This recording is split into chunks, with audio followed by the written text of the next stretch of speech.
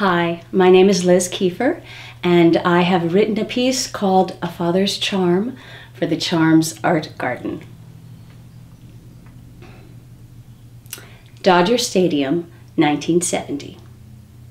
I had no idea who they were playing. To be honest, I barely knew what they were playing. But I wanted to be there. I wanted to go. After all, it was my turn. My brothers told me to be quiet. "You're just a girl. You don't even like baseball." "Shut up," I replied. "I have just as much right to go as you do." My dad's office at Pratt & Whitney Aircraft had season tickets. He marketed fuel cells for the engines that had just taken us to the moon. He had what was called an expense account, which means part of his job was to take these buyers of aircraft engines to the ballpark. My dad was cool. It didn't hurt that he was incredibly intelligent and funny, and he just happened to look like Charlton Heston. Well, as long as he was sitting in the car and had his fedora on. The minute he stood up, bam, the jig was up. Mr. Heston was well over 6 feet tall, and my dad only stood 5'9", and with one leg shorter than the other, creating a distinctive limp. Every now and then he'd find himself with tickets to a game and no contract to bid. Boy, did we luck out. My brothers were always first choice, made me crazy. I would complain to my dad, "Why do you always pick them first?" Especially Jimmy. I mean, he's younger than me. How is that fair? My brother Jimmy, the younger one, he would always throw the same argument in my face. "The last time you went, the only time you watched the field was when somebody got hurt and they brought out a stretcher." "Well, that's because it was the only time something exciting happened," I replied. According to my brothers, it was at this point that I lost my place in line.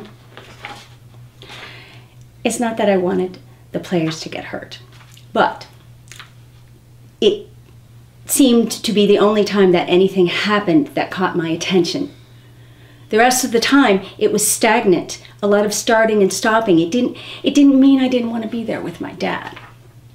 I was a kid. I didn't even know the rules of the game, so teach me. Finally, I put my foot down. I demanded my time at bat, and my father stepped up to the plate. I was on a date with my dad. Just me and Dodger Stadium. My brothers couldn't believe it. "You're gonna take her?" Like I was a leper or something. I loved everything about that stadium. The sounds of the cheering, the scoreboard capturing fireworks, and candid children eating hot dogs, the peanut shells crunching under my sneakers, the 7th inning stretch. God bless America. What I loved most was my father escorting me behind the bleachers into the endless circle of souvenir stands.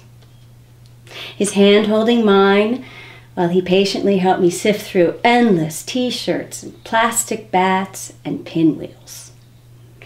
Finally, I decided upon the most glorious and shameful, according to my brothers, piece of jewelry I had ever laid eyes on. An LA Dodgers charm bracelet. This was no ordinary charm bracelet. First of all, the charms were plastic. Actually, the entire bracelet was plastic, with some sort of gold-plated chain linking the bobbing balls and bats together. And in between the strategically placed dangling baseballs and baseball bats were alternating blue and white lettered charms spelling out, "LA Dodgers, go." My father was worried about this purchase. "Are you sure you want this bracelet? You can't add anything onto it like other charm bracelets. Don't you want something more useful, like a hat or a mug? Will you wear this to school?" He asked me. Why was he so concerned where I would wear it? I just wanted to hold it, to stare at it. Eventually he realized there was no swaying me, and he bought that plastic charm bracelet for me. My first gift of jewelry.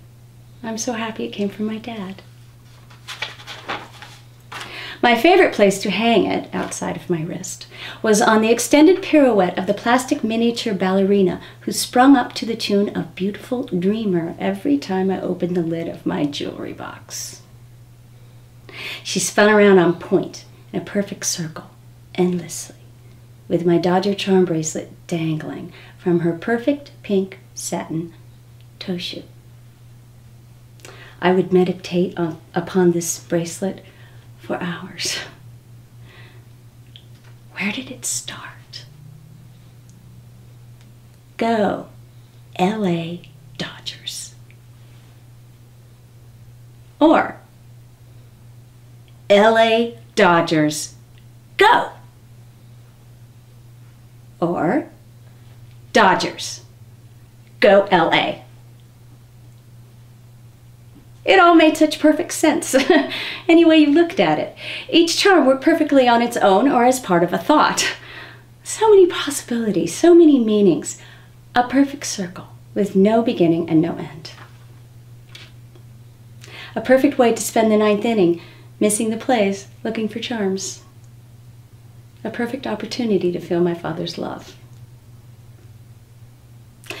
I lost that bracelet and my ballerina jewelry box to the eventual downsizing and forced retirement of my dad's job and our childhood home. So much for the space program. I went one direction, my parents went the other, and my bracelet got lost in the translation. I laugh because my brother Jimmy, the younger one, now has 3 girls of his own, just like me. They'd rather be in a dance studio than a baseball stadium any day of the week. Wearing a Dodger charm bracelet, no doubt. He gets it now, just like my father got it then. It's not about the game, the players, the stats, or the score. It's about how you play it, who you play it with, and what you take home from the game.